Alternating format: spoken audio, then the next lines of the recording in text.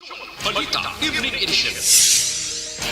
Magadulong sa inyo sang mga nagapanguna nga balita lokal, national, international, sports, kag entertainment. Aksyon!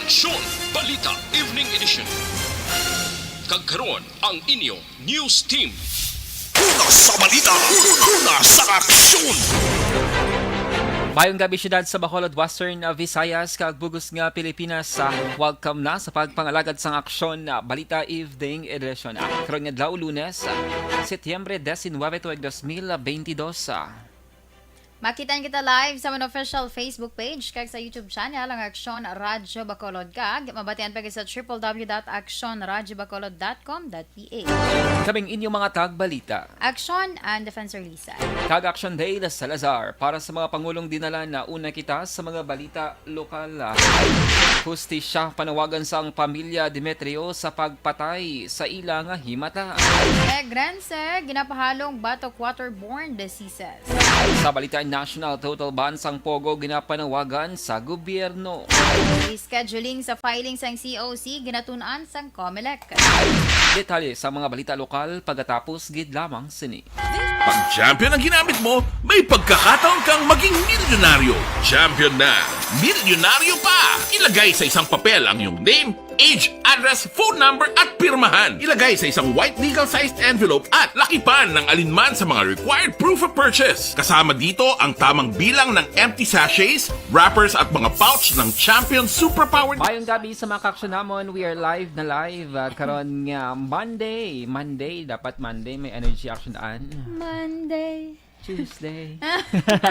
Galaw-galaw mga kaksyon na welcome na sa atong sining nga Facebook Live. Please i-share ninyo ang atong sining nga Facebook Live karon nga Monday night, and syempre pwede na makabili na sa inyong sining mga messages kag greetings pagi sa comment section sa atong sining nga Facebook Live. Pahuway kita na Facebook Live sa atong sining nga Facebook page actionan. Sa actionan Action nga mga Facebook Live na siguro. Hindi ako kag-loading tadi oh. Ga-loading. So, dapat ako namin mga backup ng mga data like iban nga mga network. Wala po ka-register. Nabili na nga ako niya, inog pa-register. Sige So, sige, kamusta ka mga ka-action na? Feel free lang nga magbilin sa inyo sining mga mensahe. Nag-load man gani ako sa sining cellphone. O, diba? Pareho tayo naglo-load. O, lang. Mahina ang kalaban. Uy, ang kiosk gali nag-ara na, no? Nagpangamatamat na sila plus Star Action Deals. Yes, sa Dalan San Juan kinactionan nakalabay ko to dito sa plaza kay na sa may Dalan San Juan ginaamat-amat construct or tukod ang mga kiosko, no? So amo ni ang balantayan. Wala gali. Wala, hindi ko makita. May live to, sir.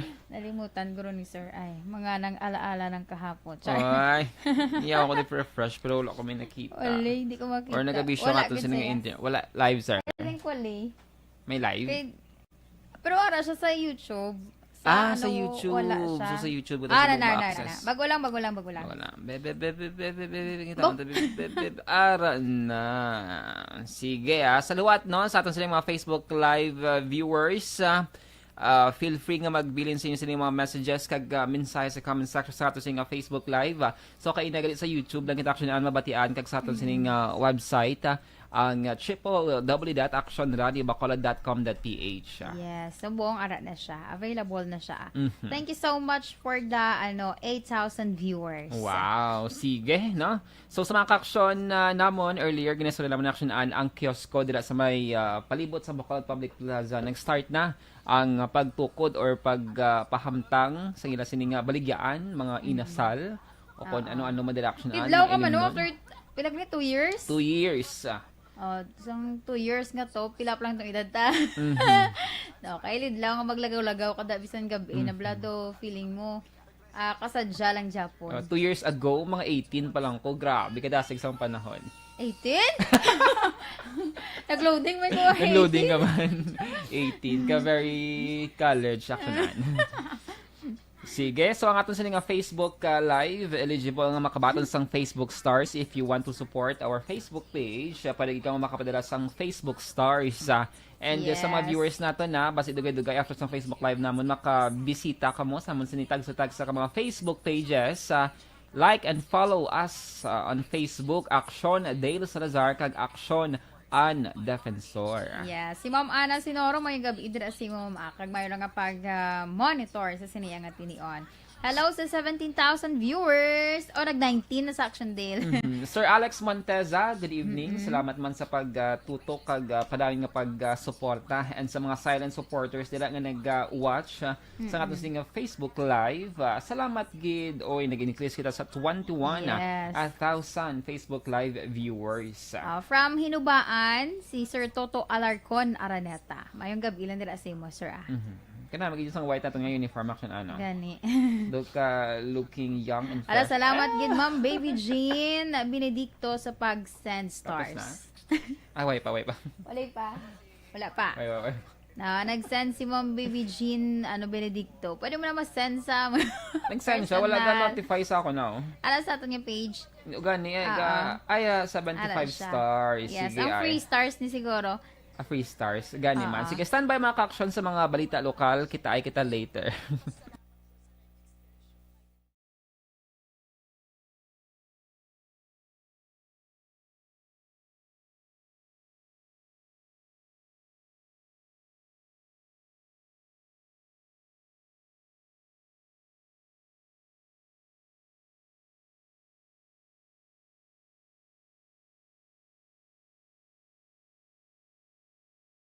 Standard time na size 15 kag karon sa detalye na sang mga balita lokal.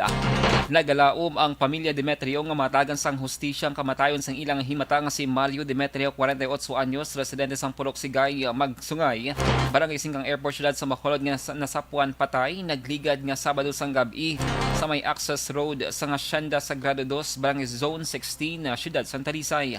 Sa interview sa Action Radio, ginpahayag ni Anita Demetrio, iloy sang biktima nga ulihin nakita si Mario las 9 sang gabi sa computer shop sa may Purok Sigay, apang naglakat matapos nga may nagnegosyar sang goma sang salakyan kag wala na makapauli pa.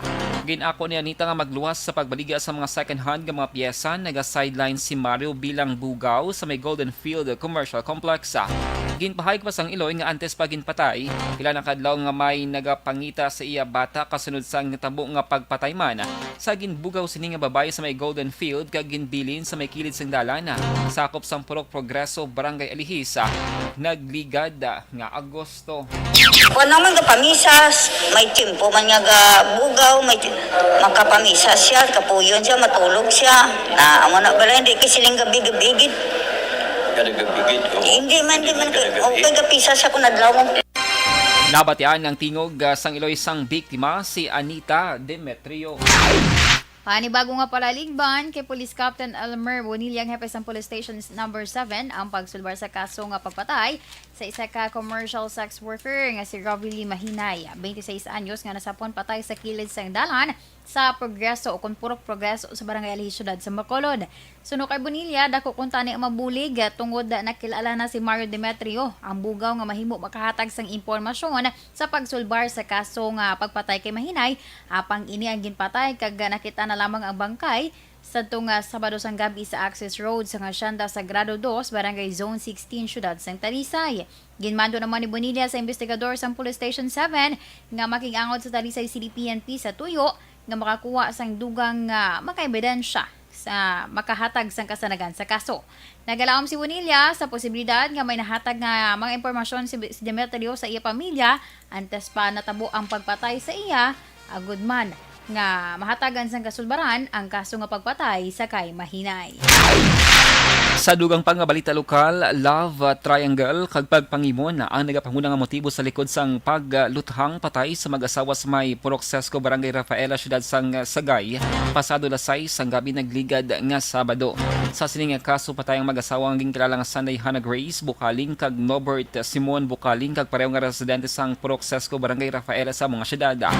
Ginpahayag ni Police Major Roberto Indiapid Jr. ang hepe sang Sagay City PNP, ginsaysay sang pamilya ni Hannah Grace sa kapulisan nga sang nagsugod ang lockdown bangod sa pandemya. Wala na makapauli si Norbert Simon sa mga syudad sa Sagaya.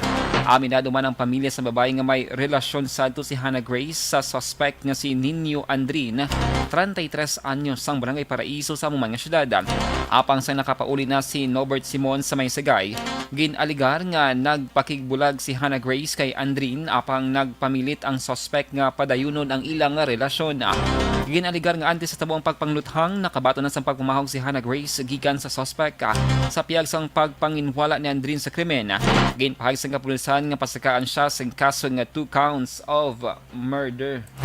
Kaliwa na ito na recover sa cellphone at base sa mga testimoniation ng media sa victim, ang manasasal mga gintawagan sa suspect aging treated na pagkapatyon sila.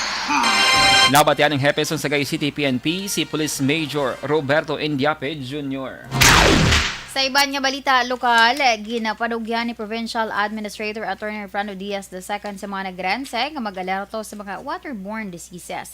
Ini matapos makumpirmar ang unang kaso sa kolera sa syudad sa Bacolod. Sunog kay Diaz, mas maayo nga temprano pa na ibaluan sang City Health Office ang kaso agud na punggan ang paglaptas sini paagi sa pag-usisa kung may tubig man nga ginasupply sa syudad nga kontaminado sang bakterya. Sa report ni Dr. Grace Tanang pamuno sang CHO Environment Sanitation Division, isa ka 37 anyos nga babayi ang na-confine sa Corazon Ocsin Montalbano Memorial Regional Hospital bangod sa severe dehydration. Apang naging outpatient na matapos ang 5 ka adlaw nga confinement. Nagligad nga tuig 2016 gindeklarar ang food and waterborne diseases outbreak sa barangay Handumanan, syudad sa Bacolod bangod sa pagka-hospital sa pila ka mga elementary pupils bangod sa cholera. Ang cholera isa ka acute diarrheal illness tugas ng infection sa tinai nga may Vibrio cholerae bacteria. Sa balita, sa aksyon! Action Radio Philippines Standard Time, alas 6:20, D3 Biofood Supplement mga ka-aksyon na Barangay 684. Drama komedya nga nagatalakay sa mga hitabo sa kabuhi. Isyu politikal, siyensya, kag kinaugali sa surut kag guwa sang pungsod Pilipinas. Oh my God!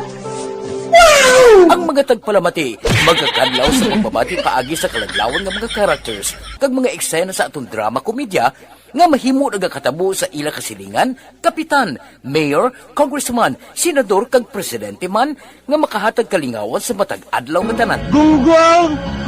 Barinig kita sa mukha eh!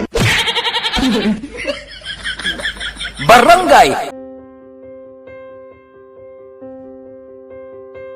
Ari, amo na po nang si mama wala di atos sa Bacolod.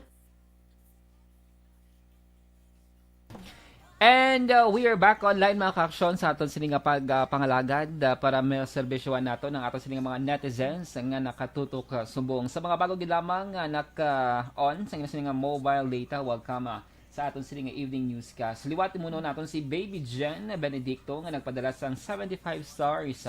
Thank you so much for your generosity. Good evening, Action and sa may Seaside Barangay Tangob, no? So dito nagini kinagatag siya 75 stars. So salamat gid basita sa Ma'am Baby Jen, maka-like and follow kadira sa amon sining page. Kag maka-send ka man 75 stars. Salamat in advance. Alin ka pa kagapon nila. Dapat Monday, dapat may lakas ang energy actionan. Gakutan ko si mo nila. Si Mamela sa Bas Malaka Gamala, good evening. Kag salamat sa pag-monitor. Sige. Suliton ko man siya. Go. Naman may recall mo, 75 stars. Stars. Pwede ba? Danay lang. Hasta lang ito kay Ma'am Gamala, Elizabeth? Aha. Sige Wala na? So, total aircon, man nakatutok. Sige so far daw mahuyaon ang aton sa mga Facebook Live Asong good viewers. sa inyo man, sir. Sige sa mga 16,000 Facebook Live viewers natin. Sa liwat we have also our individual Facebook pages. Basi maka-like and follow ka mo later, maka-action. Or pwede man subong. May nag-angry, alam mo din. Nga. Ambot. Hindi yan nag-ingredient siya kaya nabatian yung balita to wala about sa ang mga pinatsanay. Feeling ko man. Kaya doon ka damo with subong. Let's not assume action yung nag-ingredient sa aton. Pero kung akig ka sa amon, ti bailuhan namon sang pagpalangga. Yes! Iya, mukha na dilo. Sige, sa liwat meron kami mga individual pages mga ka-aksyon na basta maka-like and follow kamo. Search nyo lang Aksyon Dale Salazar sa Facebook. Ay naman si Aksyon Ana Defensor. Way ka pa kalisay si mo page no? Hindi pa updated na. Wala siya Defensor wala kay do ka popular. Sang Defensor. Pag-search ma-appear da yon. Gigilayaan. Oo.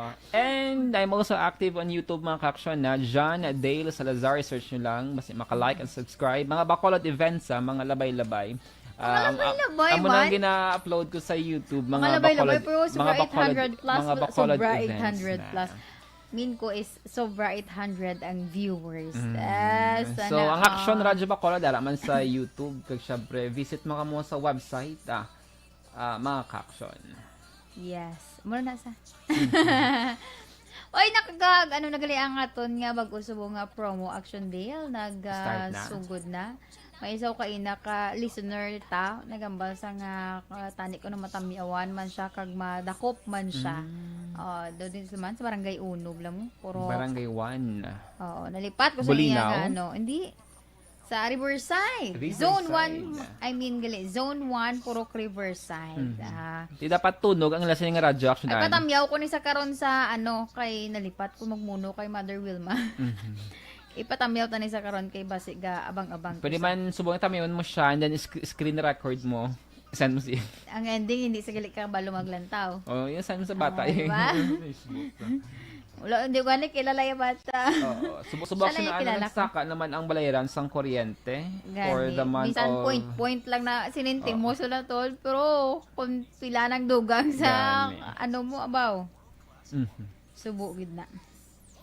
Iban subong gahamba sila nga. Bis kuno nga magnubo ang ila nga balayaran. Kay ginpamatay na ang iban nga mga kagamitan. Nagduble pagid ang ginsaka. Ay abaw. Gani, Sige, ikaw, Dale. Muna gani nga dapat think twice. Think twice. Basta ang sugpon. Think twice. Twice. Sige, stand by sa mga balita national.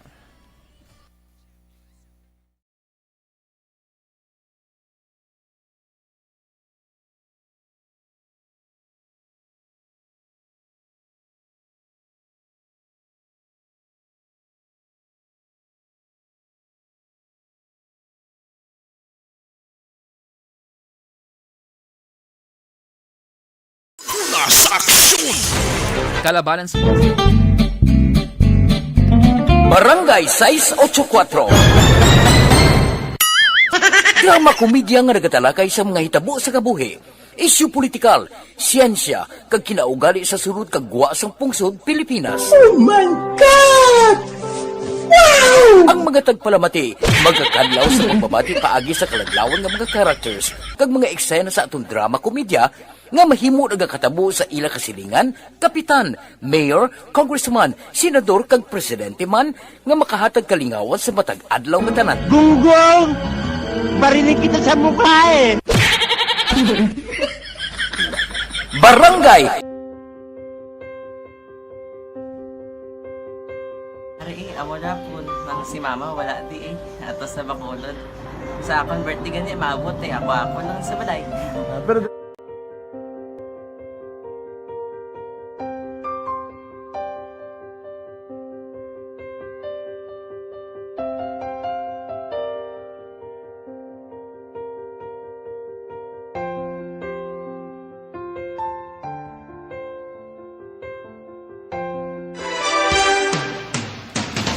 Lasay sa 27 Action Radio Philippine Standard Time kagkaroon sa detalye na sa mga balita nasyonal. Ginapangabay ni Senate Minority Leader Aquilino Pimentel III ang Malacanang nga suportahan ang panawagan nga total ban sang Philippine offshore gaming operations sa kon Pogo. Suno kay Pimentel, ginhimo ng Pilipinas bilang playground sa mga foreign nationals. Ginpahayag sang senador nga delikado na nga magpadayon pang operasyon sang Pogo tungod sa mga kaso man sang kidnapping kag iban pang nga mga violent activities nga ginaangot diri. Kalakip sa panawagan ni Pimentel nga himuon legislative priority ang pagban sang pogo. Ginpahayag the Commission on Elections sa COMELEC Chairperson George Garcia nga ginakonsidera sa komisyon ang pag-reschedule sa petsa sa filing sang Certificates of Candidacy on COC para sa 2022 nga barangay kag sangguniang kabataan election sa karon nga pending pa ang desisyon sa mga proposal nga ipaisol ini. Unang ipahayag ni Garcia nga ang filing sang COC gintalana sa Oktubre 6 tubtub 13, 2022. Sa kay Garcia, nagalawig sang 15 kaadlaw antes manginlayi ang ginpasar nga hagna kag mabalahag sa mga pamantalaan.